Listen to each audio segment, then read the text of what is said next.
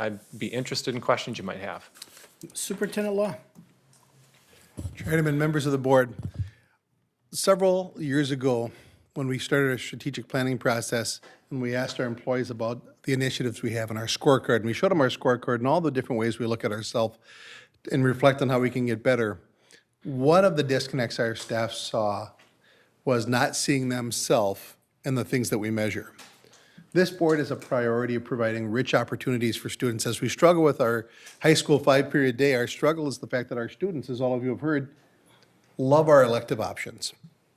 And we balance not having full-year math courses or full-year literacy courses because we know our students tell us there are all the rich elective options that we provide.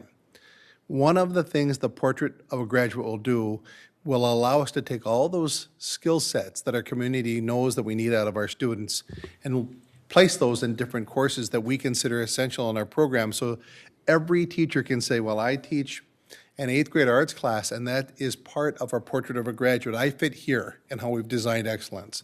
Or I teach in a makerspace, I'm part of the innovation that we have. Or I teach a business class, I'm part of the entrepreneurship. We have this in our system. We haven't quantified it. This will probably pull together a piece of why we know our community likes our elective-rich schedule that most districts don't have. Right. So just to put some pieces together on something that, as a superintendent, I've been trying to pull together for a few years, is how do we reflect the strength of our system? Yeah. Because we offer something very unique that most districts don't with our elective options. We know that it's got some challenges with math and literacy fluency, and we're working on that. But you saw tonight a taste, and Joel didn't share it, but he had written, like Amazon does, a press release for what the project will look like successfully when it's done, and it announces Anoka Hennepin rolls out a new Portrait of a Graduate to showcase their elective-rich schedule. So that's one of the pieces of what will this look like when it's done. And with that, I'd let the board go for questions. Perfect. Any questions? Ms. Hayes. Thank you, Chair Heineman. Thank you, Joel and Michelle. Just a couple comments.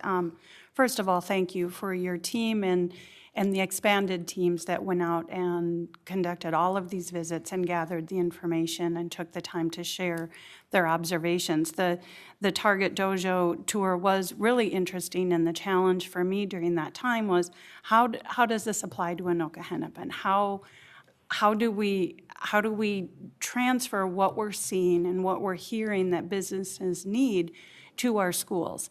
And a couple of the takeaways from that day was not that an advanced degree wasn't important, it was, but that it was one of the boxes that are checked, and it wasn't the ultimate determining boxes.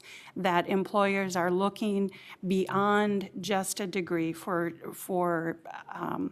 employees that have experiences, that have interests, and that they can demonstrate that in other ways, which is exciting to hear because the traditional education path does not work for every student. But that doesn't mean that every student doesn't have the ambitions to work at high levels of work. So it was exciting to hear that and to see that. The other takeaway for me that day was on those whiteboards that Michelle mentioned, that they talked about their old system was this group was here and this group was there, and there was no conversation between. So when a challenge came up, it was this up and down and back and forth with very little crossover. And what the dojo did was brought the pieces together. They solved problems faster, and they were able to implement solutions for their staff and their consumers quicker. And it was just a great lesson in kind of looking at things differently to make the pieces work for everyone. And I see two pieces of what Anoka Hennepin is doing at Coon Rapids High School with the biomed and the community partners and the business partners that are part of that initiative to serve the students and support the staff. But even today's paper talks about there's just a desperate need in the airline industry for people to have the skills to support the needs. And what's our responsibility? What does Anoka Hennepin have to do with solving that problem? So I appreciate the forward thought, the ideas of how do we look outside our boundaries? How do we partner with businesses and industries that need our students and we need their support to help us get there. So again, thank you. And it's exciting to think differently. It can be a little scary too, and a little intimidating, because as we've heard from the Secondary Math Committee, our students today aren't learning math the way that we learned math and our parents learned math. But it is exciting to move forward and make sure that our students are ready for the future that needs them. So thank you. Thank you.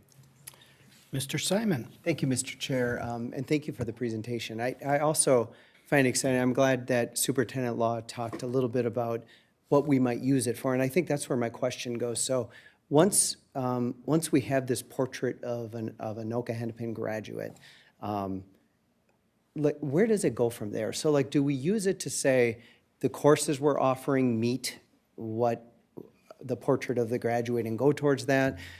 Do we look at our graduates and say, yes, we're meeting what they need? I'm just curious about kind of how it fits into what we currently do. Superintendent Law?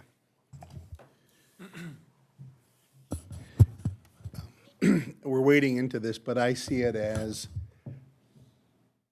along with these are the courses you need to take to graduate from Anoka Hennepin. These are the experiences you need to track through in order for us to guarantee that our graduates have this skill set, they need to look and say, where did I meet this creativity and innovation? And it might be a reframing of what we require in credits, or it might be a separate checklist that we put with students to say, you really haven't had a whole lot of exposure to entrepreneurship in your experience. What I would see us coming back is auditing our current program and saying, where are we doing this well, and where do we have significant gaps? And bring it to the board and make board recommendations, or let the board weigh in on how we might look at that. Similar to how we do standards review or materials adoption process to say, here are the new standards, here's how we're covering it, here's where we have gaps. Either our current materials meet those expectations, or we're going to need something different. I would imagine it's going to be something that develops over time, but it's really what we've talked about is the whole child. How do you define the whole child, and how do all the pieces that we offer in Anoka Hennepin fit into that? Instead of being so focused on MCA test scores and MAP scores and those type of measures, we can get lost in what happens to the whole child, right? Mm-hmm. So this is an opportunity to define that and then make sure that we align to it. I think it's going to be something we'll be working on for 2, 3, 4 years, I would imagine, as we go forward. But I think the starting point is to define it, right? What do we want to have? And I think that's where we're starting. What is it? And then we can go to the next step of how does our organization align and support what kids need as a whole child. And just to echo something, I don't want our community to lose the message. We expect students who are literacy and math fluent. Yes. And this other skill set. We're not going to drop our expectation that all of our students graduate as readers and confident math students. But beyond that, we have this other skill set. So you're, like you said. I'm hoping I didn't imply that, but no, yes, we want to make sure that you we didn't, do but well in the that's the academic. first thing that people get critical of is, they don't care about kids being able to read. We'll never drop those things. Right. But we're always looking for ways to have the whole child. Yeah. Any other questions? Excellent work. Thank you very much. Thank you. I'm going to give board members a choice here. Would you like to take a 10-minute recess? Keep going? Okay, we're going to keep going. Ms. Vargas.